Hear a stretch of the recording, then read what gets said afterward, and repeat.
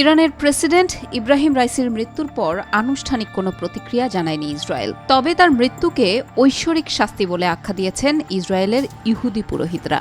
ইহুদি পুরোহিত মেয়ার আবুতবুল সদ্যপ্রয়াত এই প্রেসিডেন্টকে তেহরানের জল্লাদ হিসেবে উল্লেখ করে বলেন, এই কুকুরটি ইহুদিদের ফাঁসি দিতে চেয়েছিল। তাই ঈশ্বর হেলিকপ্টার দুর্ঘটনায় তাকে এবং তার পুরো ইসরায়েল বিদ্বেষী দলটিকে বাতাসে মিলিয়ে দিয়েছেন। বাইবেলে বর্ণিত দুর্জন ব্যক্তি হামানের সঙ্গে রাইসের তুলনা করে ইহুদি পুরোহিত ইসচাক বাজরি বলেছেন, দুরাত্মা হামান হেলিকপ্টার দুর্ঘটনায় আহত হয়েছেন।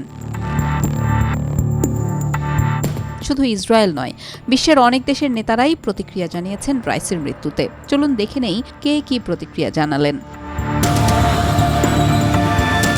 ইরানের সরকার ও জনগণের প্রতি গভীর সমবেদনা ও সংহতি জানিয়েছে ফিলিস্তিনের সশস্ত্র স্বাধীনতাকামী সংগঠন হামাস। গভীর শোক জানিয়েছেন ইয়েমেনের হুতি সুপ্রিম রেভলিউশনারি কমিটির প্রধান মোহাম্মদ আলী আল হুথি। তিনি বলেছেন, ইরানের জনগণ তাদের নেতৃত্ব ও রাইসি তার নিহত সহযোদ্ধাদের পরিবারের প্রতি গভীর সমবেদনা জানাচ্ছি। তাদের পরিবারকে ধৈর্য ও সান্ত্বনা দেওয়ার জন্য আল্লাহর কাছে প্রার্থনা করি।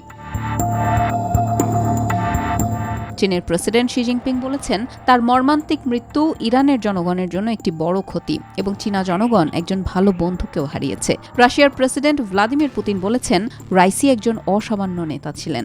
রাশিয়ার প্রধানমন্ত্রী সের্গেই ল্যাভরভ বলেছেন, রাইসি এবং তার পররাষ্ট্রমন্ত্রী মস্কোর সত্যিকারের বন্ধু ছিলেন।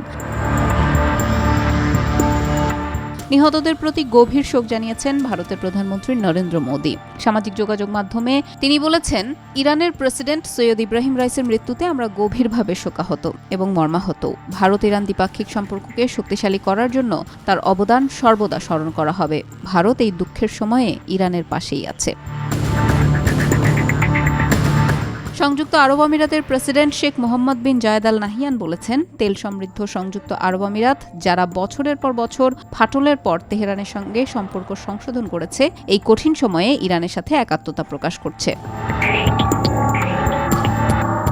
কাতারের আমির Sheikh Tamim bin Hamad Al Thani বলেছেন, বেদনাদায়ক হেলিকপ্টার দুর্ঘটনায় প্রেসিডেন্ট ইব্রাহিম রাইসি, পররাষ্ট্রমন্ত্রী হোসেইন আমির আবদুল্লাহিয়ান এবং সহকারী কর্মকর্তাদের মৃত্যুতে ইসলামী প্রজাতন্ত্র ইরানের সরকার ও জনগণের প্রতি আন্তরিক সমবেদনা এবং তাদের জন্য মহান আল্লাহর রহমত ও ক্ষমা প্রার্থনা করছি।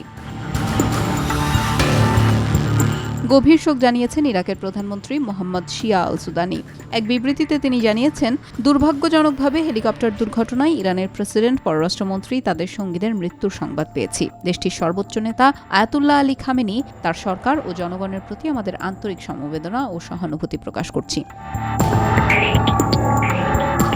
পাকিস্তানের প্রধানমন্ত্রী শেহবাজ শরীফ জানিয়েছেন, রাইসির প্রতি সম্মানপূর্বক পাকিস্তান একটি শোক দিবস পালন করবে এবং পতাকা অর্ধনমিত রাখবে। তিনি বলেন, আমি এবং পাকিস্তানের সরকার এবং জনগণ এই ভয়ানক ক্ষতির জন্য ইরানি জাতির প্রতি গভীর সমবেদনা ও সহানুভূতি প্রকাশ করছি। শহীদদের আত্মা স্বর্গীয় শান্তিতে থাকুক। মহান ইরানি জাতি প্রথাগত সাহসের সাথে এই ট্র্যাজেডি কাটিয়ে উঠবে। ইউরোপীয় ইউনিয়ন কাউন্সিলের সভাপতি চার্লস মিশেল বলেছেন, হেলিকপ্টারে থাকা নিহতদের পরিবারের প্রতি তারা সমবেদনা জানাচ্ছেন।